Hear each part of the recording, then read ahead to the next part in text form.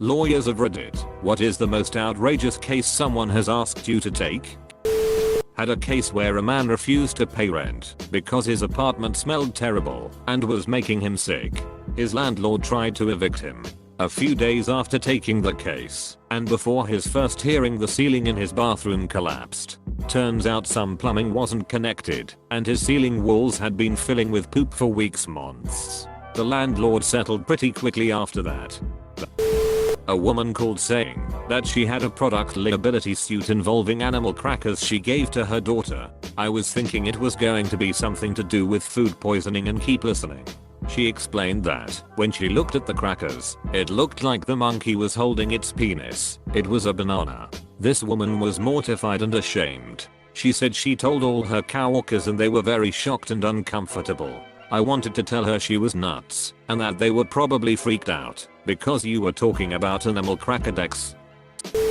I got a call from a client I had represented in the past wanting me to help out her son. He and his girlfriend wanted to get married, but she was under 18, so she needed permission from her parents, and they wouldn't give permission. We chatted about it for a while, and then she told me it was an urgent matter because the girl was pregnant. I said, wait, how old did you say she was? Mom said 14 apostrophe. I said, and how old is your son? Mom said 20 apostrophe. I said, you need to immediately hire a criminal defense lawyer to help you with this. And then I had to explain to her why her son had a bigger problem than not being able to get married. Edit. This was in the southern US. In this situation, there was an extremely high chance that the son could be charged with statutory rape and child molestation. I didn't look up the laws, so I don't know if her being pregnant would have allowed them to get married without consent. Even if they did get married, he could still be charged. They never called me back, so I don't know for sure what happened, but I knew the family and I don't think I ever saw the son's name pop up on any court dockets, so I guess it all worked out in the end and nobody made a fuss about him knocking up a 14-year-old. I remember a guy called me and wanted to take action against the post office. He had received a letter from them saying that they would no longer deliver packages to him as he was never appropriately dressed when he opened the door to accept them. I remember being nervous about asking him to elaborate. My family member sued me for taking down their website. I created the website. I hosted the website. I had no problem doing it since they were family and it ran on my server.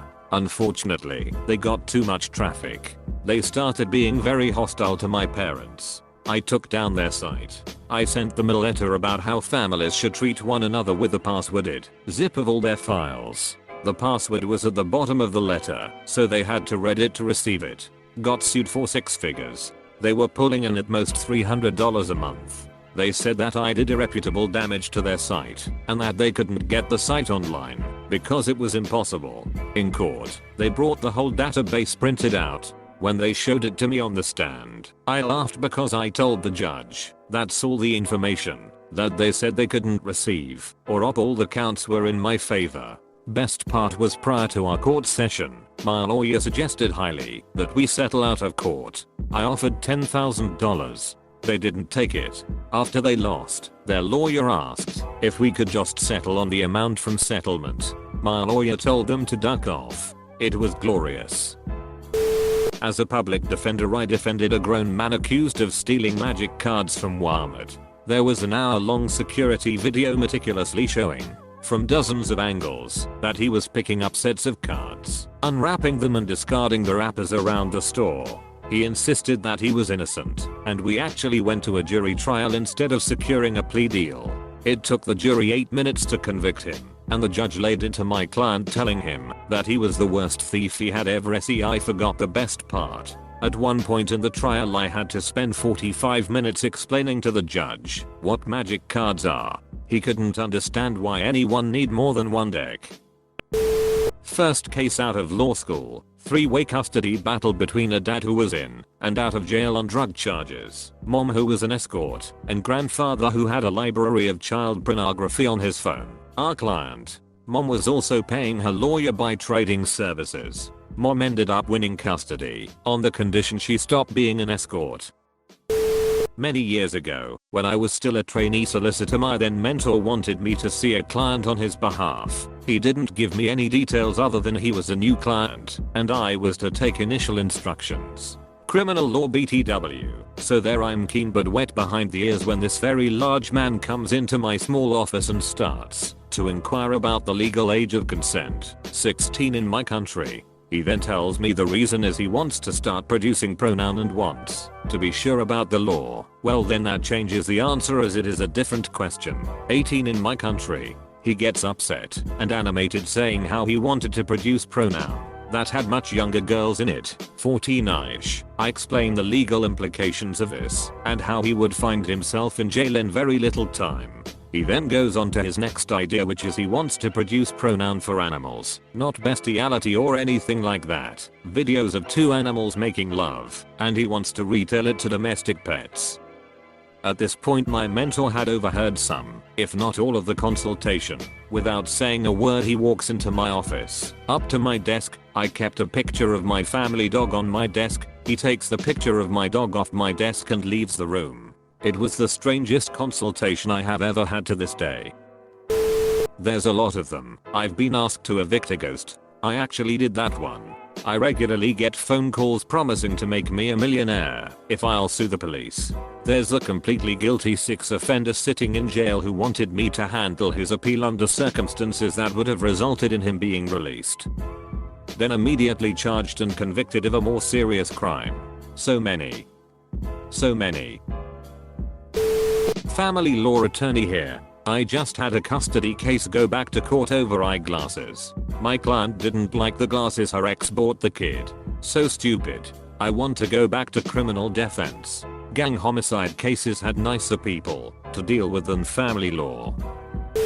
When I was a trainee solicitor, my principal had a guy come in who spoke almost exclusively in quotes from US presidents. This was a specialist law firm in a very Englishy town.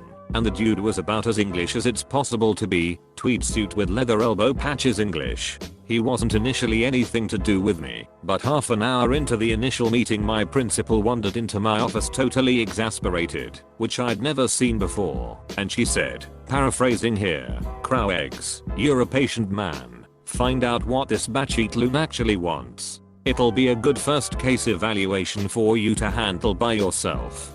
I spent 2 hours listening to him talk. Literally every second sentence began with as Woodrow Wilson once said. Or as Grover Cleveland once said. He even managed to quote Taft. I mean, even the craziest of crazy doesn't quote Taft. It's Taft, for Christ's sake. Anyway, after 2 hours I explained how much the meeting was costing him, even though I was just a trainee, and he visibly sagged and said, all blurted out like a naughty child, I poured bleach on the roots of my neighbor's tree, and it fell into my greenhouse. Can you make him pay for the repairs? I gently explained why that wouldn't work, and he cried. So I called the loveliest secretary in the firm, who made him a cup of tea, and sat with him until he went home. Lawyer in a small town here. I mostly do estate planning, probate, old people stuff, etc. I have a client that sued his ex-wife for not selling the house after the divorce as she was supposed to. Judge held her in contempt and asked what he wanted my client to do, and he had her thrown in jail. They are both nearly 80 years old. The client also has something valuable buried on his property for his grandchildren after he dies. I have a sealed letter in my desk that he pays me a goodly sum each month to hold and give to his grandson when the old man dies. I had a potential client come and say that he wanted to sue his uncle for murder. Setting aside the fact that you can't sue someone for murder, I asked him who did his uncle murder. He replied me. I turned the case down. I do firearms law, and this is one that happens about every 3 months. So, I have this invention, and I want you to write a legal opinion confirming that it is legal. C. It is designed to protect from lead exposure when you go shooting. Lead is a serious health risk. Does this invention involve a tube that fits on the end of your gun and contains a series of baffles to capture the vented gases? Yes, sir. You have invented the suppressor, which is a prohibited device here in Canada. Apostrophe. While working at a plaintiff's employment firm, Two memorable consults came in one. Guy gets fired for being late too much, wants to sue for discrimination because he has a sugar addiction and needs to stop at 7 to 11 for a big gulp before his shift begins. As a result, he usually ends up missing the bus. 2. A woman comes in. She was a bus driver and was terminated during her probationary period. She had 3 accidents in 6 weeks. She wants to sue for discrimination because she has anxiety and a therapy rabbit. All the while sitting at the conference room table petting the therapy bunny. Edit. Grammar typos.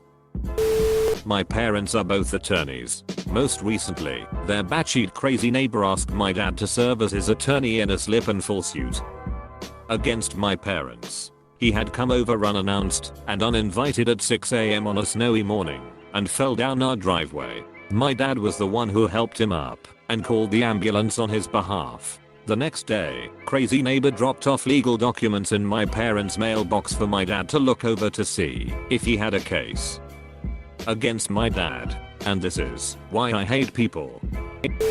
I worked on a custody dispute between a mother and grandmother, where both sides were absolutely outraged by the other's claims. The mother was very upset that she was alleged to have been a stripper. I was a prostitute, but I was never a stripper. The grandmother in return was furious that she was alleged to have 21 cats in her 2-bedroom apartment. We only have 17 cats. How dare she flat out lie and say that we have 21 cats. The child ended up living with the father in a different state.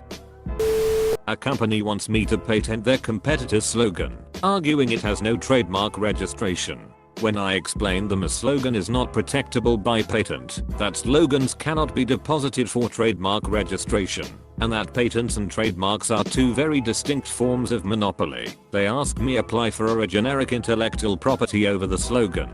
I then proceeded to explain there is no generic intellectual property, and that although there would be ways to protect that subject matter, not every IP right is acquired through registration. This means, as I explained, the competitor holds protection over the slogan. Moreover, I explained that their request is majorly unlawful. They did not budge. I ended up explaining them about ethics and being very firm about refusing to honor their request. Our contract is now rescinded. Edit. Clarification.